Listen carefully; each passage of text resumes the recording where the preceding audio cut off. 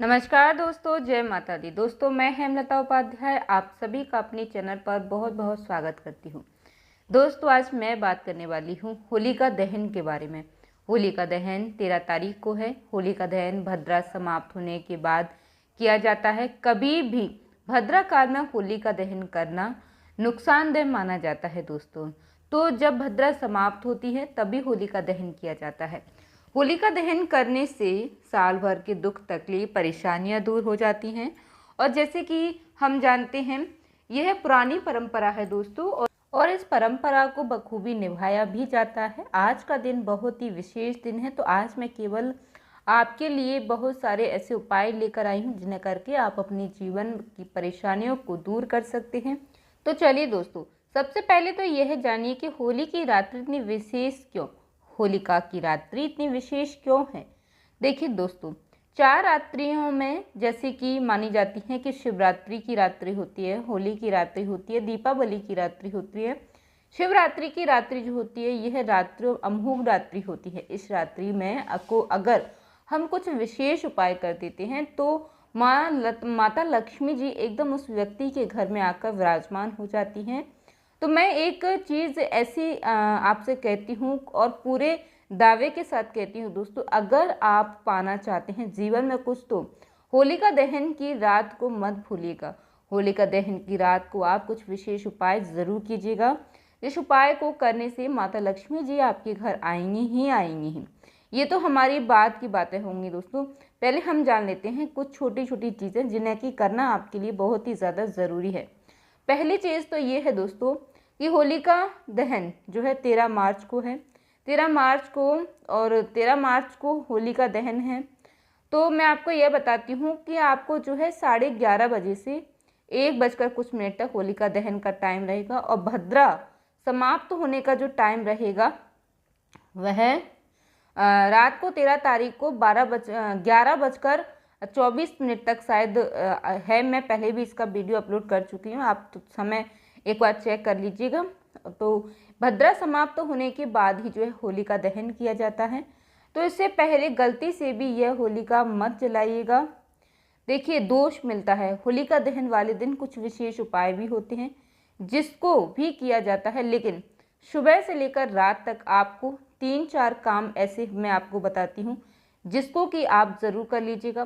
पहला काम दोस्तों कि होलिका में आप अपने घर के परिवार के सदस्यों के सिर से उतार करके एक नारियल ज़रूर, पानी वाला जो जटा वाला नारियल होता है, वह होलिका में डालने के लिए पहले से खरीद कर ले आइएगा।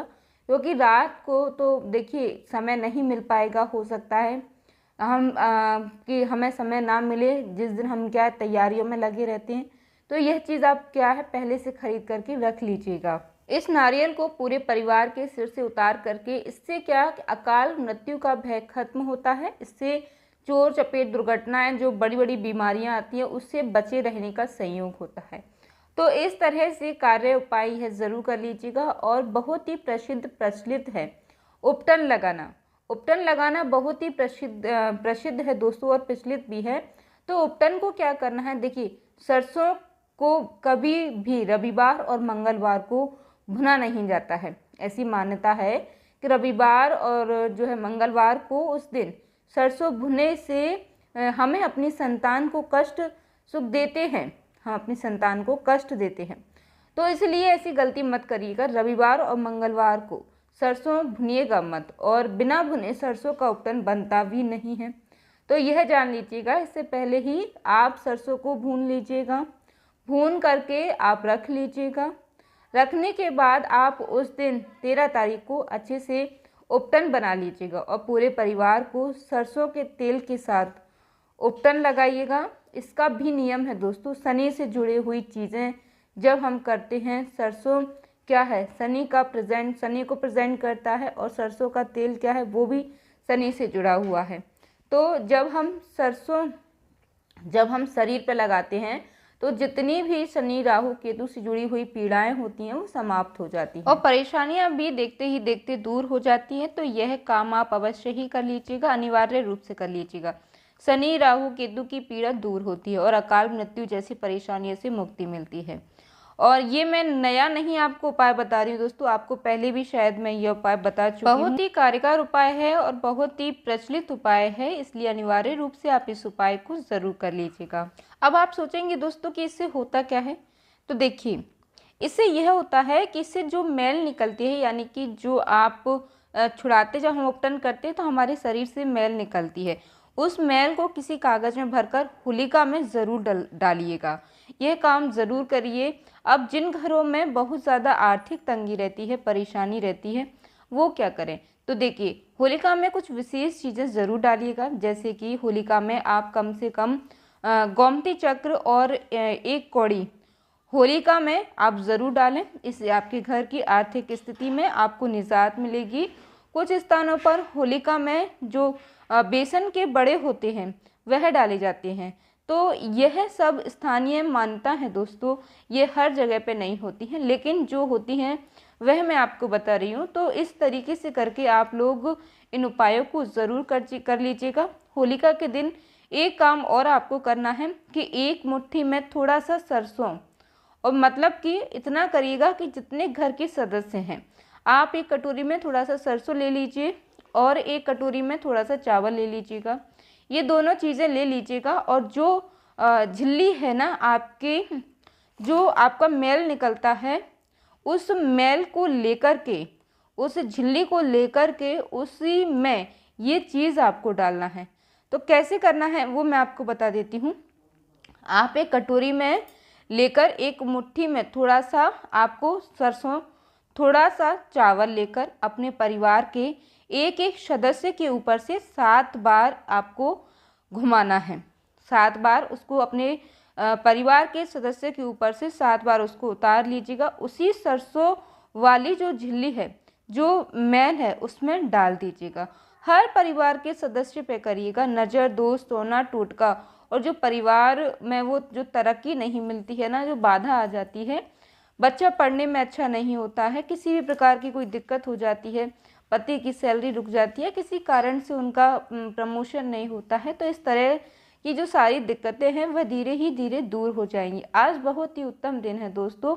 तो परिवार के हर सदस्य के ऊपर से नारियल और चावल और ये जो सरसों है, दोनों चीज़ उतार लीजिएगा। पूरे साल की नज़र, टोना, टोटका उतर जाएगा।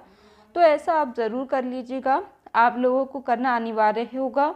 यह वीडियो पसंद आ रही हो दोस्तों तो वीडियो को लाइक ज़रूर कीजिएगा, साथ ही हमारे इस चैनल को सब्सक्राइब कर लीजिएगा। अब अगली चीज़ मैं आपको बताती हूँ दोस्तों कि होलिका दहन के दिन आपको कुछ विशेष उपाय और कर लेना है। कुछ यह करना है कि आपको कि होलिका दहन वाले दिन आप अपने घर में हो सके तो चप्पल खरीद कर लाइए। परिवार के मुखिया को एक बार उनके पैरों में डलवाइए और उस चप्पल को आप किसी ज़रूरतमंद या मजदूर को दान करिए। ऐसा करने से उनके भाग्य की दुख, तकलीफ और परेशानियां दूर होती हैं, और जब मुखिया सुखी रहता है तो पूरा परिवार सुखी रहता है।